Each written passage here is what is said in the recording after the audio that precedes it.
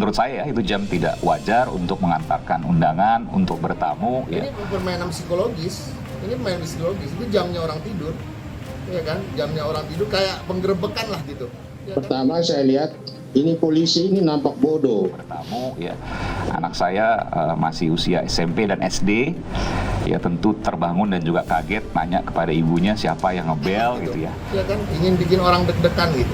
Saya kebayang lah istrinya Aiman, ya kan, keluarganya.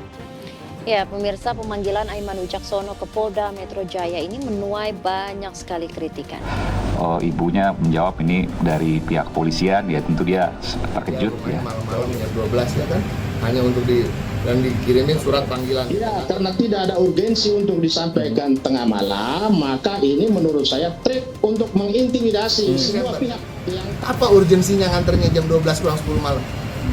Ya kan? Kecuali adalah untuk menakut-nakuti, nggak ada yang lain menurut saya.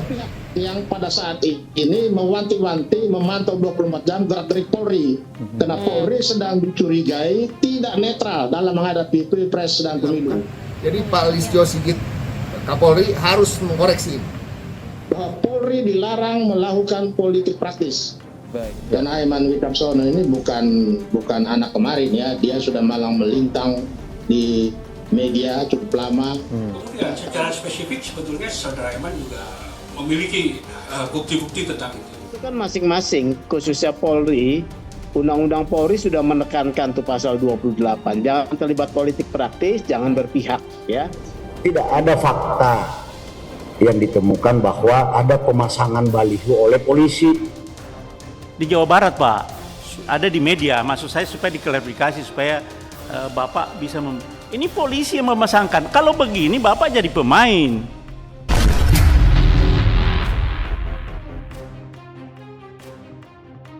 Atas pernyataan itu, Aiman mengaku tak menduga ada 6 pihak yang melaporkannya secara bersamaan. Ia pun mengingatkan kebebasan hak berbicara merupakan bagian dari demokrasi Indonesia. Kendati demikian, Aiman mengaku akan tetap mematuhi proses hukum. Dimulai dari pencopotan baliho yang kami rasa tidak semestinya dilakukan. Kenapa? Kalau dianggap misalnya melanggar, nggak ada masalah. Tapi kemudian juga kenapa hanya Ganjar Mahfud balihonya yang kemudian dicopot. Misalnya diawali waktu itu di Bali. Bahwa apa yang saya sampaikan sebenarnya sederhana. Jadi saya sampaikan adalah berupa pengingatan sebenarnya. Apalagi terkait dengan dugaan pelanggaran hukum yang dilakukan oleh Oknum Polri.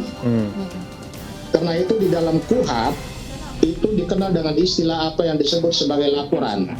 Bahwa saya mendapat informasi soal ABC dan di ujungnya saya katakan mudah-mudahan informasi yang saya terima ini salah. Ini bisa menjadi bukti nanti kalau ada pasangan yang kalah, katakanlah pasangan tertentu kalah, surat polisi kepada bupati, ya, bupati kepada camat, camat kepada kepala desa. Ini menjadi bukti yang namanya TSM. Kayak orang bertamu ke rumah orang tanpa ada telepon dulu, tanpa mengabarkan dulu, jam 12 kurang 10. Saya kira kalau mereka menghitung supaya orang takut, mereka salah alamat. Karena masyarakat sekarang kan sudah cerdas. Apapun yang terjadi pasti langsung ramai. Iya, betul. Bahkan beberapa pihak ini menyebut harusnya pernyataan Aiman ini terkait netralitas aparat kepolisian yang dijadikan bahan pembenahan institusi Polri. Pada hari ini itu juga ada banyak relawan-relawan yang sudah menghubungi saya dan kemungkinan jumlahnya ratusan juga itu akan mendampingi Mas Aiman pada saat proses pemeriksaan. Jauh ya sebelum ketika hari ini ya. Gue sudah pamit sama anak dan istri gue. Gue cerita ke istri gue. Ini ceritanya seperti ini, seperti ini, seperti ini. Didatengin ke rumahnya, diketok-ketok, lalu kemudian langsung diserang, pukul kepalanya, dan kemudian meninggal oleh orang tak dikenal. Dan gue sambil nunjuk ke pintu depan rumah gue. Bukan tidak mungkin itu terjadi. Satu saat gue kenapa-napa, tapi jangan khawatir, dunia cuma sementara.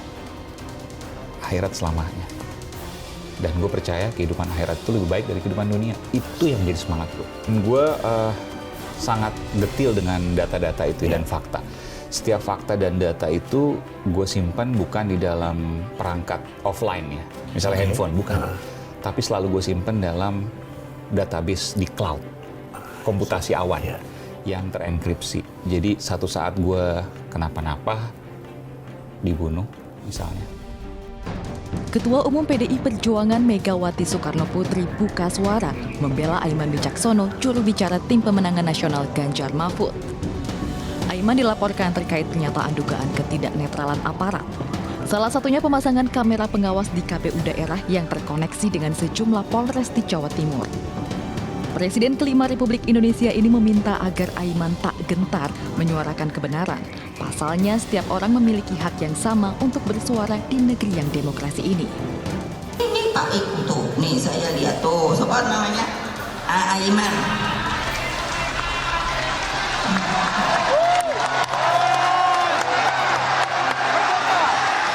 Iya, makanya nggak usah takut. Maksud saya, masa orang nggak boleh ngomong, yang boleh ngomong sebelah sana melulu? Kan yang nggak adil dong ya. Megawati juga meminta kepada seluruh relawan Ganjar Mahfud untuk tidak takut melawan pihak-pihak yang melakukan intimidasi. Dimulai dari pencopotan baliho yang kami rasa tidak semestinya dilakukan. Kenapa? Kalau dianggap misalnya melanggar, nggak ada masalah. Tapi kemudian juga kenapa hanya Ganjar Mahfud balihonya yang kemudian dicopot. Misalnya diawali waktu itu di Bali. Kemudian secara spesifik sebetulnya Saudara Aiman juga memiliki bukti-bukti tentang Tidak ada fakta yang ditemukan bahwa ada pemasangan baliho oleh polisi. Di Jawa Barat, Pak, ada di media, maksud saya supaya diklarifikasi supaya Bapak bisa ini polisi yang memasangkan. Kalau begini Bapak jadi pemain. Karena pada saat ini Mas Gibran kita tahu adalah anak dari Pak Jokowi yang saat ini masih menjabat sebagai presiden resmi Republik Indonesia gitu ya. Kalau ini kan anaknya presiden maju sebagai calon presiden, kalau 2019 itu presidennya maju kembali. Sudah pahami lah sebagai jurnalis bahwa jurnalis ini kan juga punya tanggung jawab. Dicopot Pak, di center Pak, baliho Bapak dicopot sebelum kedatangan ini. Siapa yang nyopot? Satpol PP Pak. Satpol PP. Demokrasi harus tetap tumbuh di negeri kita, itu aja. Tidak boleh demokrasi itu menjadi tergerus, apalagi runtuh. Terima kasih. Maksudnya pemilu 2019 tidak netral begitu? Bukan. Nah, kan Anda kan simak baik-baik ya saya sampaikan. Kita merasa sangat curang gitu maksudnya. Kita merasa penurunan dan pencopotan baliho-baliho salah satu capres yaitu Pak Ganjar Pranowo dan Pak Mahfud MD itu diturunkan. Karena ini tentu menimbulkan kecurigaan dan kesimpangsiuran. Sedikit-sedikit proses hukum, memang harus selalu proses hukum dong. Tidak kok sedikit-sedikit proses hukum. Ini bicara soal pemilu damai, harus diselesaikan dengan hukum. Soal pemilu politik riang ini gembira, mengabaikan tapi proses nggak hukum. konsisten. Bahaya nih, bahaya. Bendera-bendera kami diturunkan. Baliho capres kami diturunkan oleh oknum-oknum. Itu kan ya, dengan alasan estetika, tapi kenapa PDI Perjuangan saja, Ganjar Pranowo saja. Dicopot Pak, di center Pak, baliho Bapak dicopot sebelum kedatangan ini. Siapa yang nyopot? Satpol PP Pak. Satpol PP. Penurunan dan pencopotan baliho-baliho salah satu capres yaitu Pak Ganjar Pranowo dan Pak Mahfud MD itu diturunkan. Karena ini tentu menimbulkan kecurigaan dan kesimpangsiuran. Negara kita negara hukum, konstitusi. Betul, tapi bukan Dibantah berarti bahwa itu kemudian yang pertama dilakukan. Kalau seandainya sedikit-sedikit kemudian hukum, sedikit-sedikit hukum, bagaimana kemudian demokrasi bisa berkembang di negara kita? Ini kan kita punya fatsun di antara saya mau partai tanya politik yang gitu ya. nurunin siapa? Tolong buktikan Yang aja. nurunin ada gambarnya Pak Nusron. Ya, makanya sebut aja nurunin siapa. Yang nurunin yang nyuruh siapa, gitu aja. Kenapa?